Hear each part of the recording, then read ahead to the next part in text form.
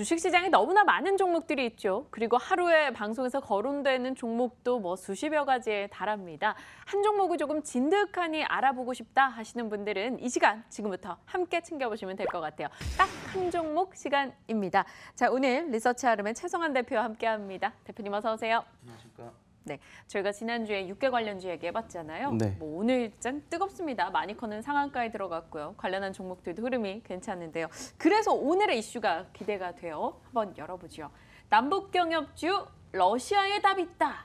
어떤 내용일지 궁금한데요. 대충은 러시아 가스관 얘기나 아니면 송전 이런 쪽 얘기해 주실 것 같은데 네. 맞나요? 네, 맞습니다. 지금 한반도를 둘러싸고 주변국들이 상당한 외교전이 치열하게 진행되고 맞아요. 있는데요. 그런 가운데서도 이제 별다르게 하는 거 없이 실리는 실리대로 챙기는 나라가 바로 러시아가 아닌가 생각이 들고 있습니다. 일단은 남북 경협 관련된 사업들이 여러 가지 있겠지만 가스 관련해서는 사할린의 지하 자원, 그러니까 LNG를 직접 개발해서 파이프라인 연결하는 그런 사업들이 있었고요.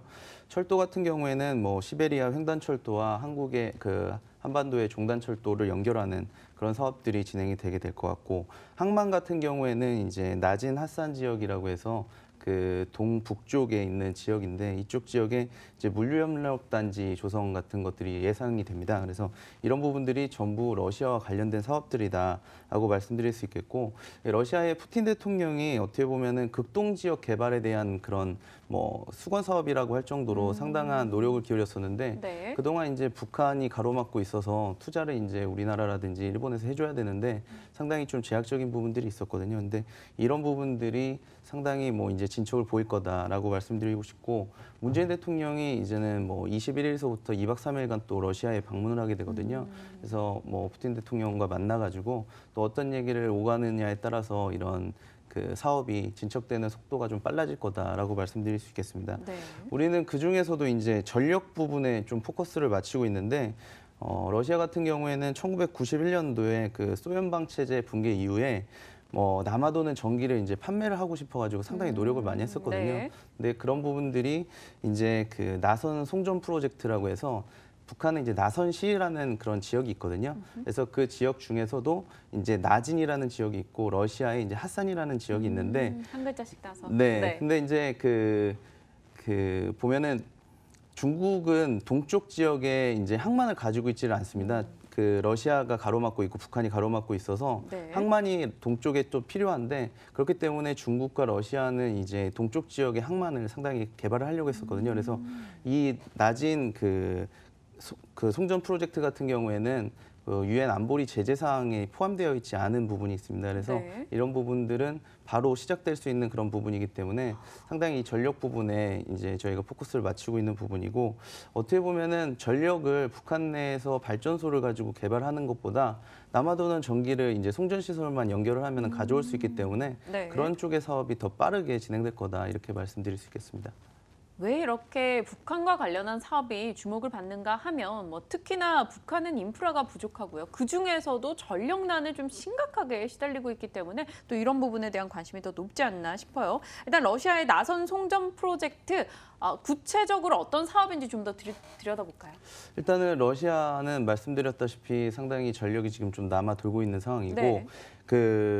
러시아 극동 지역에 브라야 수력발전소라고 있거든요. 네. 이 브라야 수력발전소 같은 경우에는 우리나라의 충주댐이 수력발전소 중에서는 가장 이제 최대 규모라고 하는데, 충주댐의 한 8배 정도 규모가 될 정도로 상당히 큰 그런 수력발전소를 가지고 있고, 네. 어떻게 보면은 송전 프로젝트, 이런 송전 전기가 연결이 된다고 하는 것들은 나중에 이제 동북아시아 슈퍼그리드라고 해서 몽골이라든지 러시아에 있는 그런 수력, 풍력, 태양광 같은 그런 발전들을 우리나라라든지 아니면 일본까지 이제 끌어올 수 있는 그런 전력망 체계가 구축이 되는 거거든요. 네. 그래서 우리나라에서도 보면은 문재인 대통령이 탈원전 이야기를 많이 하지 않습니까? 그런 정책들이 성공할 수 있는 어떤 그런 기반이 되는 사업들이다라고 말씀드릴 수 있겠고, 일본 같은 경우에는 지금 뭐 전기료 자체가 뭐 상당히 비쌉니다. 러시아는 지금 1메가와트당 50불 정도, 50달러 정도 되는데 우리나라는 지금 100달러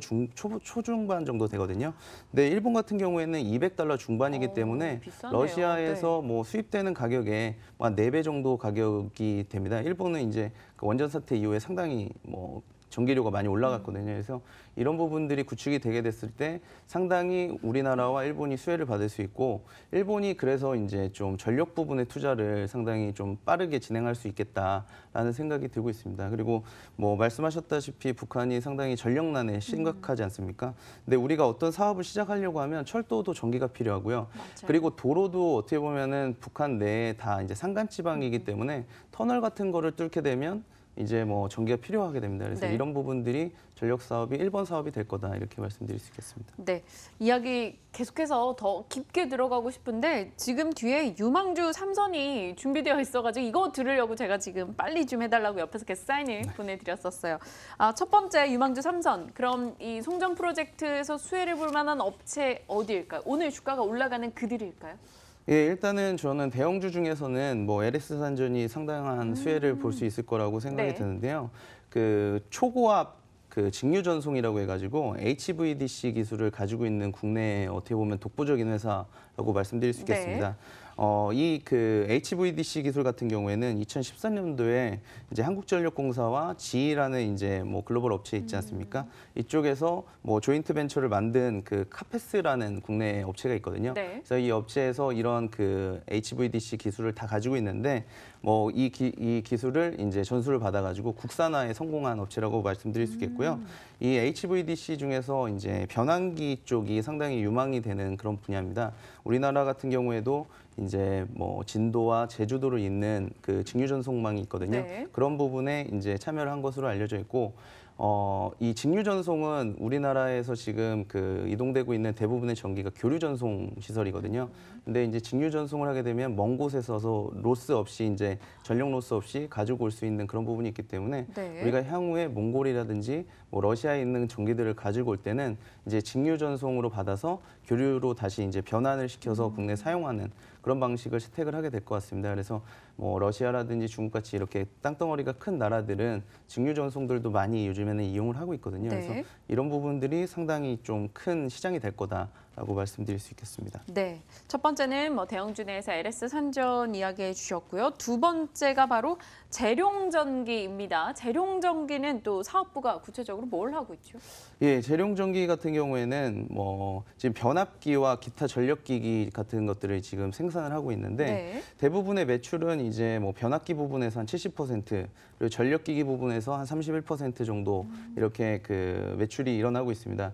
뭐 동사 같은 경우에는 변압기 중에서도 일단은 우리나라에서 뭐 지중 매설형 변압기를 뭐 생산할 수 있는 유일한 업체라고 지금 알려져 있거든요. 네. 근데 최근에 이제 전선들이 지하로 다 들어가게 되어 있고 뭐 보면은 그 변압기나 이런 것들도 지상에 있는 그런 변압기들이 있지만 다 지금 지하화되고 있는 상황입니다. 뭐 미관이라든지 뭐 교통시설이라든지 이런 것들 때문에 대부분 지하로 깔리고 있는 상황에서 상당히 지금 뭐 수요량이 증가하고 있는 회사라고 말씀드릴 수 있겠고 이런 부분들이 앞으로 뭐 북한 내에서 그 뭐 변전소나 이런 부분들이 많아지게 된다고 했었을 때 상당한 수혜로 이어질 거다라고 말씀드릴 수 있겠습니다. 그리고 뭐 동사 같은 경우에는 세계 최초로 이제 내진형 변압기를 개발했는데 네. 이제 일본 그 기준을 거의 채택을 해서 상당히 좀 내진 설계가 잘 되어 있는 그런 제품이라고 알려져 있습니다. 그래서 이런 부분들을 바탕으로 했을 때 이 회사가 적자는 지금 좀 나오고 있지만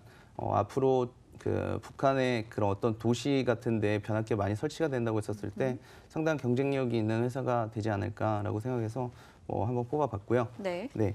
일단 그 다음에는 선도전기를 좀 말씀드리려고 하는데 이 재룡전기와 선도전기가 어떻게 보면은 전력 분야에서 상당히 뭐 테마주 성격이 많이 맞아요. 강해서 그 좀 안 좋다는 이미지들이 많이 있었는데요. 제가 이제 좀 조사를 해보고 공부를 해보니까 선도전기가 한 8년 동안 계속 흑자를 내는 그런 업체더라고요. 그리고 네. 상당히 코스피에 있으면서 안정적이다라고 말씀드릴 수 있겠고 경쟁사인 이 광명전기나 서전기전 대비해서 뭐 지금 수주잔고도 상당히 높고요.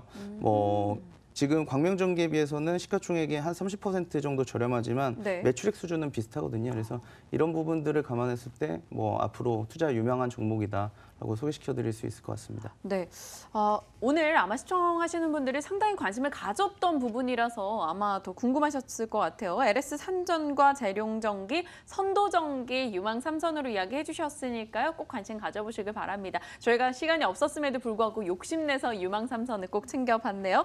리서치 아름의 최성환 대표와 함께 오늘 이야기 꾸려봤습니다. 말씀 고맙습니다. 네, 감사합니다.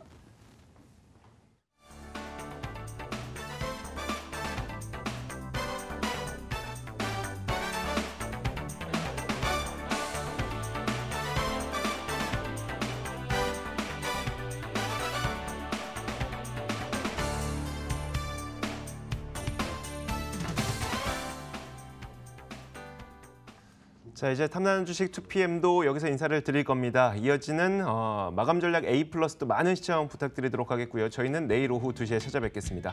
시청해주신 여러분 고맙습니다.